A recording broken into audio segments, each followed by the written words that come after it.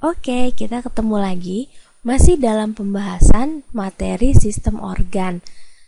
Nah, yang materi yang akan kita bahas hari ini adalah materi tentang respirasi. Nah, sekarang yang ingin kakak tanyakan adalah, ada yang tahu apa yang dimaksud dengan proses respirasi? Proses respirasi itu merupakan suatu proses pertukaran gas oksigen dan CO2. Oksigennya masuk, CO2-nya adalah keluar. Biasanya proses respirasi ini lebih sering kita sebut sebagai proses pernapasan. Nah, sekarang pernafasan itu ada dua tipe. Yang pertama adalah pernafasan eksternal, di mana pernafasan eksternal ini merupakan pertukaran gas oksigen dan CO2 yang berlangsung melalui organ pernafasan, berarti melalui hidung. Yang kedua adalah respirasi internal. Respirasi internal merupakan proses yang berlangsung di dalam sel dan biasanya kita kenal dengan sebutan metabolisme. Nah, tapi sekarang kita tidak akan membahas tentang metabolisme. Hari ini atau saat ini kita akan lebih terfokus kepada proses terjadinya respirasi eksternal. Nah, respirasi eksternal memiliki beberapa mekanisme. Yang pertama adalah proses masuknya udara yang disebut dengan inspirasi. Kalau masuk harus keluar, sama. Kalau naik harus turun.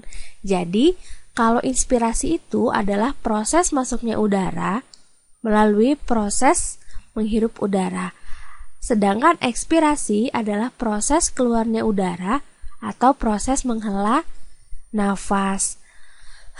Nah, itu yang saya lakukan adalah menghela nafas.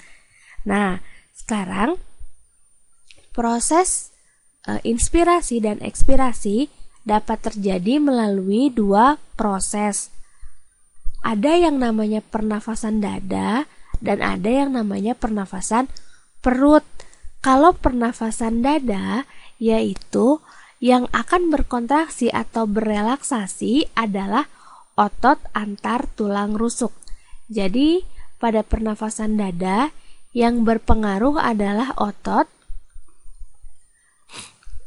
antar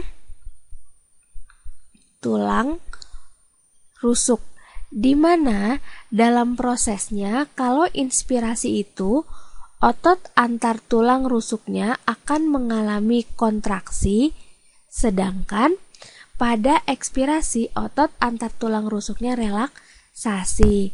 Nah, pada proses inspirasi ketika otot antar tulang rusuk berkontraksi, maka akan terjadi volume rongga dada membesar.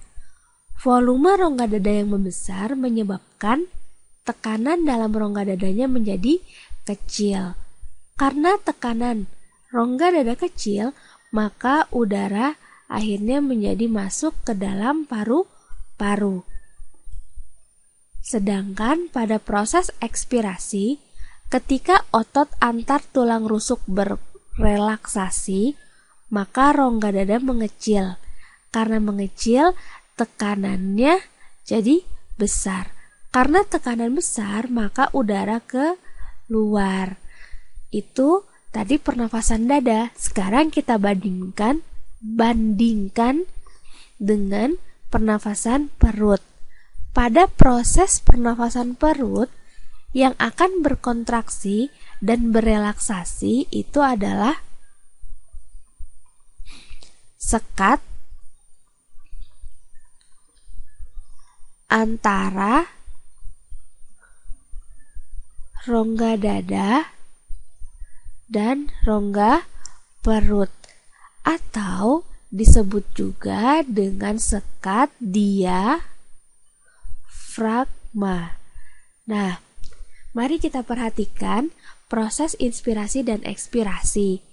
Inspirasi, otot diafragma akan mengalami kontraksi, di mana ketika diafragma kontraksi maka posisi diafragma akan mendatar. Ketika posisi diafragma mendatar, rongga dada membesar, tekanan udaranya kecil. Nah, ketika udara kecil, maka udara mengalir masuk ke dalam paru-paru. Sedangkan pada ekspirasi, ketika otot diafragma relaksasi, maka posisi diafragmanya akan melengkung, menyebabkan rongga dada menyempit dan tekanan yang ada di dalam paru-paru menjadi besar, sehingga udara akan berebut untuk keluar dari dalam paru-paru. Itu tadi perbandingan antara pernafasan perut dan pernafasan dada. Kalau tadi kita sudah membahas tentang mekanisme pernafasan, kemudian ada tipe pernafasan, ada satu yang terlewat yaitu struktur atau organ-organ yang berperan dalam sistem pernafasan. Mari kita lihat. Nah, ini dia sistem pernafasan pada tubuh kita.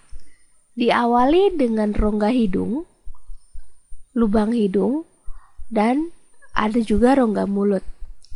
Di antara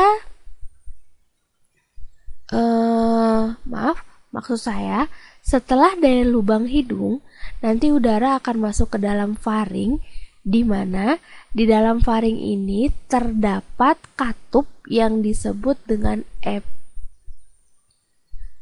epiglotis.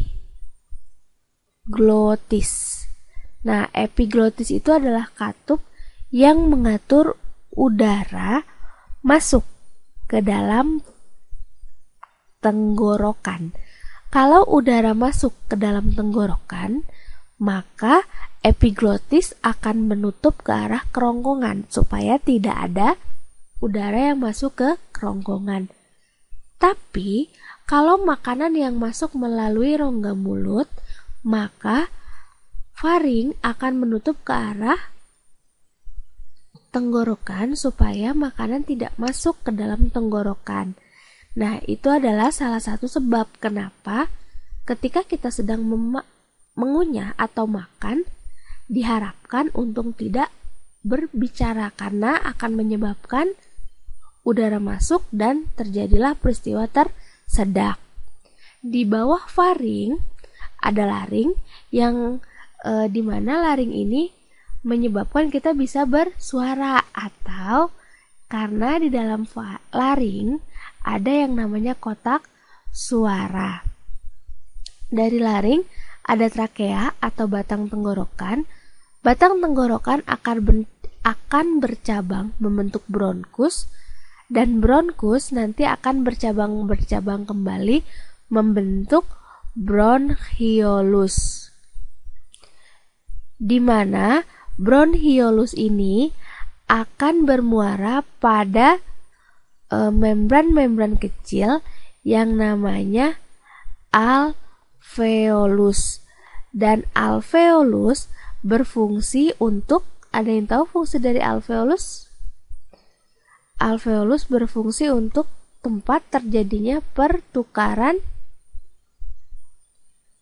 gas. Betul. Nah, mudah-mudahan materi respirasi ini dapat bermanfaat dan dapat dimengerti oleh kita semua. Sampai ketemu lagi. See ya.